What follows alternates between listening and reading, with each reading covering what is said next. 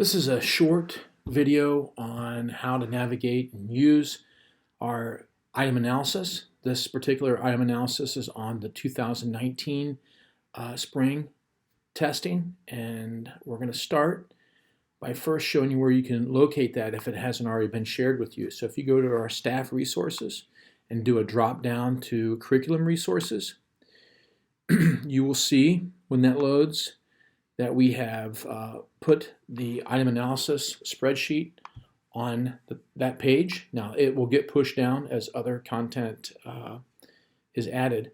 You'll also see video links to previous staff enrichment days, instructions, and things like that. Over here in the top right hand corner, you'll see curriculum maps, primary, intermediate, middle school, and high school. You can select any of those to find your maps. I'm still working with some teachers to upload the maps, and inside there you'll see the different maps.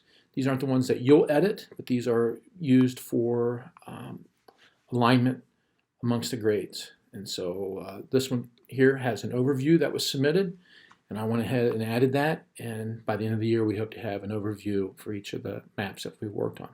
So back to the item analysis. We can use our curriculum maps with the item analysis, but this video is going to focus on just what's within the item analysis. So down at the bottom of the sheet, you'll notice we have all of our tested areas. There's grade 3 math, grade 4 math. You can advance all the way up through all our grades into high school to see all the tested areas. And since I was a 7th grade English teacher, I'll select that one. And we can see a lot of great information here. The first is this link under the label. And this is a link. What we've done is combined many different areas on the ODE site as well as the AirTest Portal onto one sheet. So you don't have to go searching for the information you have. Here's the item release scoring guide. Over here you have the content statements. Here you learn how well we did. And here you have links to the released question items. Over here, you can use these columns to fill out when and where you're teaching these, what vocabulary you want to focus on, and what changes to instruction you might make based on what you see. Now, two colors jump off the page on this particular one. The green, we did very well. That it was a 1-point question, and 80% of our students on this particular content statement got that full 1 point. And so the formula for this gave that a green, that we're doing pretty well there. No color on the second one, which means that's more of in the middle area, and the red, of course, is something we might want to take a closer look at. This middle one, 46% of our students earned 0 points, 3% earned 1, and 51 earned the full 2 points. Here, this one, 72% earned 0 points, and only 28%. So this might be a standard I want to look back. Sure, I'm teaching it. I might want to look at where I'm teaching it. I might want to look at how long, the time I'm spending it. I might look at the resources I'm using, but probably more look at the assessment. So here's some released questions on that. So we're going to hit this link, and this takes us into 3 years worth of released questions. They're all have been collected and put into this. And so for that particular content statement is focusing on text structure. And so it gives us the directions and the different types of released or practice questions associated with that. And so there those are. I might use these to determine how I'm going to create my own assessments.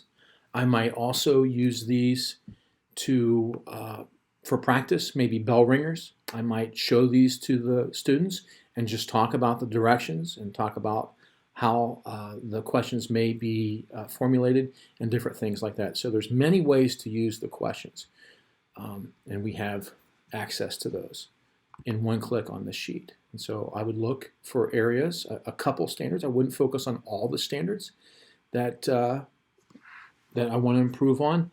I'd really drill down and try to improve in just a few of the areas and have those conversations with other teachers and talk about the things that you're doing. Maybe it's reported that we're not doing well, but you personally do very well based on your assessments. Compare your assessments with those here and just have those discussions. This link I do want to open goes to the AirTest Portal, and it shows us how those questions were being graded. So let me try that again. Up here, there's the link over on the far left, and it takes me to a very large document. This one is 118 pages. I do not recommend that you read all 118 of those pages unless that's something you're very interested in. I would look through the table of contents. I would focus on a standard or a question type that I want to improve on, and I would look at the sample that they provided. Let me pull one up here. And I would look at the question types that were provided with that sample. And I would look at why. And so here they tell us it was worth 1 possible point, the topic that it focused on, and the content standard. And then they go into what the correct answer is and why the other answers are incorrect. And so they have an explanation. So I may use this as a practice question, a bell ringer, or something to share with my students, or use it for just myself in creating lesson plans, units, or my own assessments. And so that is helpful. And again, that's within that link at the top under the released items scoring guides. It's that PDF right there. And so here are the released questions, here are the content statements, and how we did. And we will be sharing a 3-year analysis with you once we get a little bit of practice with this 1 year. And so we can go down, I can look at a grade above mine, I can go and look at a grade below and kind of see the strand of that standard and kind of see how we're doing as a group. So those are just some of the ways that you can use this item analysis to help you in your planning and your instruction and your building of the assessment and your overview, things like that. But most importantly, this data is great for just having discussions. Data is only as good as the discussions that we have with it and the actions that we're willing to take from it. And so that's all this is. I would not live in here, but I would use it as one of my tools to help my students improve and to help myself improve. So I hope this video was helpful to you. If you would like me to come over and work with you to talk about this item analysis, I would love to do that and how we might be able to use it. And I also want to hear from you about ways that you think we can better use this information. So thank you for listening, and let me know what questions you have, and I hope this was useful. Thank you.